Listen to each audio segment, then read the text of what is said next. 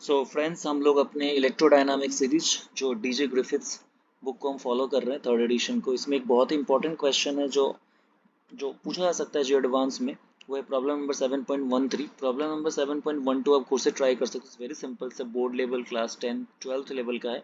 तो ऐसा करते हैं आप खुद से कीजिए, नहीं है तो मैं कर दूंगा।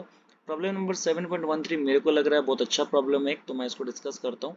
ऐसे हम लोग सारे क्वेश्चन को डिस्कस करेंगे धीरे धीरे करके। तो फर्स्ट लेक्चर मैंने अपलोड कर दिया, आप जाकर देख सकते हो चैनल पे।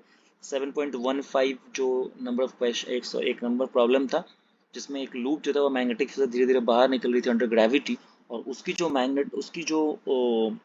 वेलोसिटी थी वो कैसे चेंज हुई है टाइम के साथ, उसके क्या इक्वेशंस आएगा, और ये सब हम लोगों ने डिस्कस किया था। तो अभी हम डिस्कस करते हैं अपना problem number 7.13। A square loop of wire with sides of length L lies in the first quadrant of the xy plane, okay, with one corner at the origin. In this region there is a non-uniform time dependent magnetic field. here time dependent magnetic field जो y और t पे depend कर रही है, जो कि direction z में है। ठीक है, find the EMF induce in the loop. तो इट्स वेरी सिंपल, यहाँ पे directly EMF induce in the loop पूछा है, मतलब हमें फैराडेज लॉ लगाना पड़ेगा। EMF equal to minus D phi D T. So we need to calculate flux. Flux कैसे निकालेंगे? B into area expose to the magnetic field. बस उसके बाद तो काफ़ी सिंपल हो जाएगा। तो एक काम करते हैं, इस सवाल को करते हैं यहाँ पे।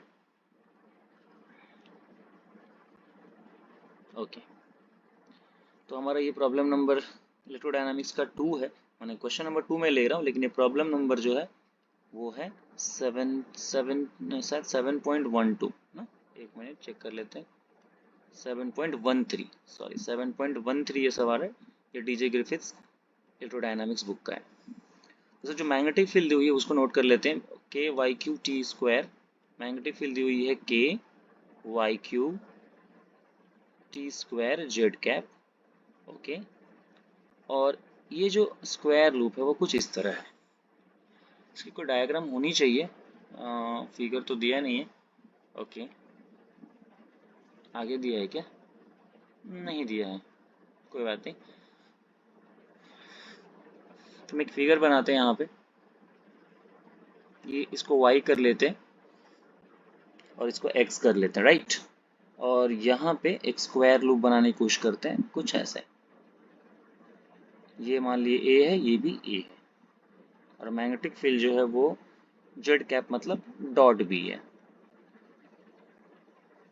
तो मैग्नेटिक फील्ड जो है वो डॉट b है। ओके, सो अब दोस्तों हम करना क्या है, बहुत सबको मालूम है कि यहाँ पे हमें ईएमएफ कैलकुलेट करना है। तो ईएमएफ इक्वल टू होता है minus D phi D T. अब फ्लक्स तो है नहीं, तो हमें फ्लक्स कैलकुलेट करना पड़ेगा पहले। तो फ्लक्स क्या होता है भैया? फ्लक्स तो होता है इंटीग्रेशन बी डी ए। तो अगर हम ईएमएफ को थोड़ा कैलकुलेट करने की कोशिश करें तो वो आएगा माइनस इंटीग्रेशन, इसको अगर डिफरेंशिएट करें, delta V vector delta T, partial differentiation होगा because B is a function of more than one variable into D A. ठीक, तो एक बहुत ही सिंपल तरीका से सॉल्व करते हैं। अब मुझे बस क्या करना है, डेल्टा बी डेल्टा टी निकालना, जो बहुत आसान। अगर यहाँ से मैं delta B vector delta T निकालूं तो वो सिंपल आएगा 2k Y cube 2k Y cube T into Z cap. Just मैंने टी को डिफरेंशिएट किया विद रिस्पेक्ट टू टाइम, सही है। ओके, एंड ओके, ये हो गया D B vector delta T. अब होता है व्हाट इज डी ए। तो डी ए क्या होता है? Area vector. सबको मालूम है कि अगर ये जो प्लेन है, अगर ये एक्स वाई में है तो एरिया वेक्टर जेड में जाएगा। तो एरिया वेक्टर क्या हो सकता है? D A into Z cap. अब डी ए होता कितना है? तो अगर छोटा सा आप यहाँ पे एक छोटा सा अगर एलिमेंट लेते हैं तो इधर का साइड का वैल्यू क्या होती है? डी एक्स, क्योंकि ये एक्स में जाएगा। और इधर में कितना चेंज होता है? D Y. तो जो छोटी सी एरिया आती है वो क्या आती है? डी एक्स डी वाई, जिसकी डायरेक्शन क्या होती है? परपेंडिकुलर टू द प्लेन, मतलब जेड कैप। अब बस हमें क्या करना है, इन दोनों का डॉट करना है। Delta V vector delta T dot D A vector, इसको मैं डॉट कर देते हैं तो हमें आराम से निकल के आ जाएगी। अगर डॉट करेंगे तो यहाँ पे तो जेड कैप है, यहाँ भी जेड कैप है, तो इजीली डॉट हो जाएगा। तो क्या बचेगा? 2k वाई क्यूब टी, जो डेल्टा बी डेल्टा टी था, और डी ए वेक्टर क्या है? डी एक्स डी वाई जे, माने डी एक्स डी वाई रहेगा। जे कैप डॉट होके 1 हो गया। अब तो ये बहुत सिंपल है, इसमें दो वेरिएबल है, देख सकते हैं डी एक्स और डी वाई। तो हम इसको क्या करेंगे? पार्शियल इंटीग्रेशन कर देंगे, माइनस को बाहर रखते हैं 2 को बाहर रखते हैं, k को बाहर रखते हैं, t को भी बाहर रखते हैं क्योंकि यहाँ वेरिएबल t है नहीं यहाँ पे फिलहाल। अब इसको एक बार लिखते हैं dx और एक बार लिखते हैं y वाला वेरिएबल y क्यूब dy। इसको पार्शियल इंटीग्रेशन बोलते हैं। x की लिमिट जो होगी वो 0 टू a होगी यहाँ पे, और y की लिमिट भी 0 टू a होगी। इसको सॉल्व करते हैं। जैसे सॉल्व करेंगे -2kt, यहाँ से a निकल के आएगा और यहाँ से a4/4 2 आएगा।